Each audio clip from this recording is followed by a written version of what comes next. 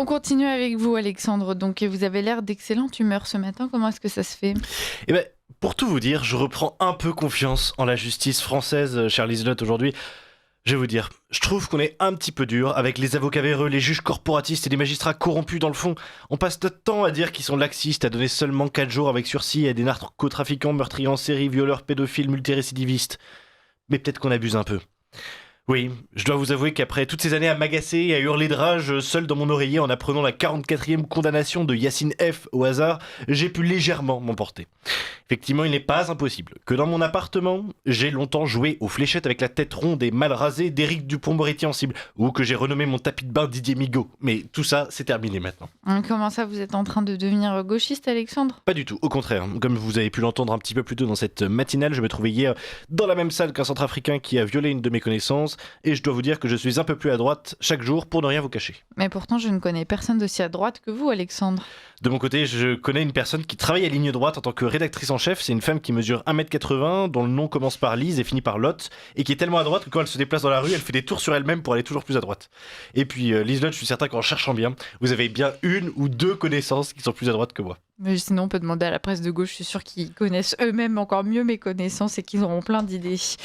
Bref, revenons à la question de la justice. Alexandre, vous êtes connu, célèbre, renommé pour la puissance et la cohérence de votre pensée et puis pour vos relances vraiment tout à fait pilotées. Pourquoi ce revirement, Alexandre? Non mais déjà, merci beaucoup pour ces compliments spontanés, Liselotte. Sachez que c'est toujours la même chose, ils me vont droit au cœur de votre part. Ça me touche beaucoup, mais voilà, pour tout vous dire, ce changement d'avis sur la justice française est effroyablement logique. Alors, je ne sortirai pas de bouteille de champagne aujourd'hui, comme je sortais une bouteille de brouilly il y a 2 semaines en plein plateau. Ceci dit, je regrette de n'avoir ni confetti, ni cotillon, ni langue de belle-mère, ni les belles-mères sont-elles de droite de Richard de XVI aux éditions de la Nouvelle Librairie à seulement 14,90 €. Mais oui, Liselotte, aujourd'hui est un jour de fête, car Nicolas Sarkozy a été condamné. Ouais, enfin le type qui nous a menti, comme mentait Jérôme Cahuzac, qui nous a volé le référendum de 2005. J'ai arrivé. Qui nous a volé le référendum de 2005, comme Jérôme Cahuzac volait de l'argent, qui refusait de comprendre que personne ne voulait de lui en politique, comme Jérôme Cahuzac en fait. Le Jérôme Cahuzac de la droite est derrière les barreaux. Prends garde, Balkany, tu as de la concurrence. Alors voilà, je suis heureux. Franchement, il va enfin être condamné pour le traité de Lisbonne, pour le commandement intégré de l'OTAN, pour les millions de migrants supplémentaires, pour avoir fait croire à la droite qu'on pouvait être UMP et avoir une parole, pour avoir fait renouer la Libye avec les plus originales traditions barbaresques de vente d'esclaves et de guerre civile, pour nous avoir imposé Brice Hortefeux, Bernard Kouchner et Nathalie Kosciusko-Morizet, pour tous les crimes de trahison contre la France. Enfin, Nicolas Sarkozy va être condamné. Alexandre, malgré la pertinence de chacune de vos paroles et votre beauté manifeste qui éblouit ce plateau, je suis mariée quand même, Alexandre, ne me faites pas dire n'importe quoi. Je ne voudrais pas troubler votre bonheur, mais je crois que vous vous trompez. Nicolas Sarkozy n'est pas condamné pour tout ça, mais pour l'affaire des financements libyens. Bah, ça, alors, moi je croyais que association de malfaiteurs, c'était pour avoir été le chef de l'UMP. Malheureusement non, Alexandre. Enfin, je comprends, la confusion était possible. Quelle indignité. Nous sommes sur le service public. Voilà, j'étais sûr. C'était trop beau en fait. Ouais, voilà, au bout d'un moment, il faut se résigner. En plus, je vais vous dire, 5 ans de prison. Au regard de la tronche des peines actuelles, il aura, on va dire, 2 ans de remise de peine, 2 ans sous bracelet et 6 mois pour bonne conduite, après 6 mois en résidence surveillée.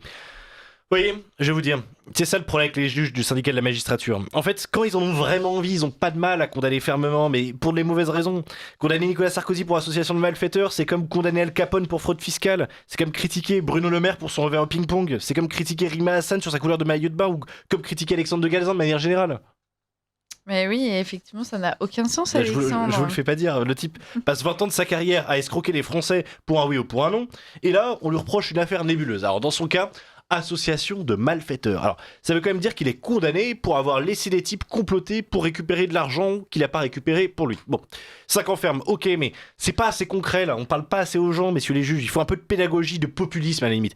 Je vais vous dire, les autres, moi j'aurais bien aimé entendre le juge dire Nicolas Sarkozy, je vous condamne à 5 ans de prison parce que vous êtes quand même une sacrée belle ordure. Et là, ça a de la gueule, voilà, il y a un truc, pardon, mais au moins il aurait pas répondu qu'il gardait la tête haute en dormant sur ses 2 oreilles. Il aurait dit un truc du style non mais monsieur le juge, je suis vraiment désolé, mais c'est pas très gentil ce que vous dites. Et Carla Bruni, elle serait mise à chanter les portes du pénitencier, et là on aurait été pas mal. Et puis là, il est relaxé pour la moitié du bazar parce que les enquêteurs, ils ont trouvé que des fausses preuves de Mediapart. L'affaire date d'il y a 15 ans, Brice Hortefeux, il a plus toute sa tête, maintenant ils confondent Paul Bismuth avec Ziad Takedine. Alors, chers auditeurs, sachez qu'il est tout à fait interdit de dire que je pense quand même à titre personnel qu'il est coupable de tous les faits reprochés et sans doute d'une bonne quinzaine d'autres délits qu'on connaît pas. Voilà, donc comme j'ai pas le droit de dire que je pense personnellement que Nicolas Sarkozy aurait dû prendre 15 ans et pas 5, je vais pas le dire aujourd'hui. Merci de nous éviter des procès contre un ancien président de la République, Alexandre. En revanche, vous avez remarqué que vous êtes l'un des seuls à droite à ne pas le soutenir. Oui, alors ça, je vous avoue que très honnêtement, je trouve ça assez fascinant.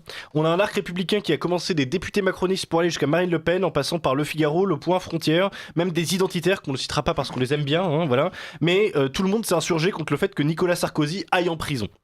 Alors, vu que tout le monde a l'air de bien l'aimer, par un mystère insondable, et qu'il ne peut pas être élu, je propose qu'en 2027, on voit arriver la candidature de son fils, Louis Sarkozy.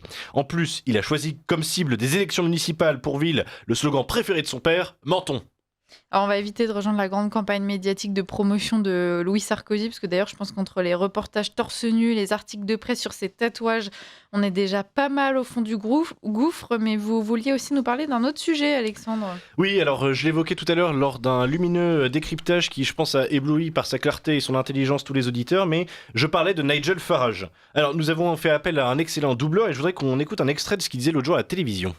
Now to say that one was utterly nonsensical. If I said to you that swans were being eaten in royal parks in this country, that carp would Je suis Nigel Farage et effectivement, il y a quelques mois, j'expliquais que les Haïtiens mangeaient des chiens et des chats aux États-Unis. Mais au Royaume-Uni, on a le même problème. Parce que vous voyez, les immigrants qui viennent d'autres cultures, et ben en fait, ils mangent les cygnes qui sont dans les parcs royaux. Et à côté de ça, ils piquent les carpes qui sont dans nos étangs. C'est absolument insupportable. Alors, je voudrais dire une dernière chose, c'est que Radio Courtoisie, c'est la meilleure radio de droite qui ait jamais été faite. Et Ligne droite, c'est la meilleure matinale. Alors faites-nous des dons en masse. C'était Nigel Farage. Merci, Alexandre. Alors voilà, ce qu'on comprend hein, de cet extrait, c'est que maintenant les cygnes et les carpes des pauvres Anglais finissent en barbecue pour migrants. Mais je vais vous dire, au risque de vous surprendre, c'est peut-être pas une si mauvaise nouvelle. Oui, alors je devine votre air surpris là, chers auditeurs, mais réfléchissez bien. Est-ce que vous connaissez la réputation gastronomique des Anglais ? Et oui, vous devez sans doute être en train de recracher votre cappuccino matutinal ou de frissonner d'effroi à cette simple évocation, et je comprends, et vous avez raison. Alors je me dis que si ce pauvre cygne et ces braves carpes ne finissent pas en bouillie dans une sorte d'immonde soupe mal assaisonnée, eh ben c'est peut-être pas plus mal. Oui, désolé les sales fachos, mais les immigrés en Angleterre sont principalement des Indiens. Et les Indiens, bah quand ils apprennent un minimum ce que signifie l'hygiène alimentaire, bah désolé, oui, mais c'est délicieux. Regardez, on n'a pas autant de chance en France, nous on a les Algériens qui préparent des tacos 3 viandes sauce Biggie avec sauce fromagère et tenders. Eux, ils ont du tikka masala revisité aux cygnes qui pleurent et de la carpe au curry. Alors désolé les sales fachos, mais oui, l'immigration enrichit la culture gastronomique, du moins en Angleterre. Alors tout cela ne répond pas à une autre question essentielle. Que mangent les migrants en France, Alexandre ? Et pour répondre à cela et conclure cet entretien absolument désastreux, je vous répondrai par une anecdote personnelle, mais pour le coup qui est tout à fait vraie, qui m'est arrivée récemment. Donc il y a quelques semaines, je me promenais en fait avec une amie au bois de Boulogne. Alors là, je sens tout de suite vos pensées graveleuses. Non, il était 10h du matin, pas du soir. Bref, nous nous baladions quand tout à coup, nous apercevons le long de l'étang du bois une étrange ficelle jaune avec une sorte de bestiole au bout. Donc on est un petit peu dégoûté. On poursuit notre route, mais la même chose se retrouve au bout de 10 mètres et 10 mètres encore plus tard. Alors, on se penche pour regarder de quoi il s'agit. Il s'agissait en fait de bouts de poulet qui servaient visiblement d'appât. Mais moi, vous voyez, j'ai déjà pêché au bouchon, au leurre, au verre de vase, mais jamais au poulet. Alors je me suis renseigné, devinez quoi ? Il apparaît que c'est une technique utilisée par les gitans pour attraper les poissons-chats. Il y a un camp de gitans à 200 mètres du bois de Boulogne, nous avons vite fait le lien. Et devinez qui est la porte-parole des gitans en France ? Qui les défend à l'Assemblée nationale et qui est connu pour son redoutable appétit ? Eh bien, c'est la députée LFI Ercilia Soudet. Alors, les jeunes, je ne peux pas vous répondre sur la question de ce que mangent les migrants en France, mais pour ce qui est des gitans, ils mangent visiblement de l'Ercilia. Merci Alexandre pour cette chronique. Voilà, j'en perds mes mots. Merci Alexandre, on va s'arrêter là.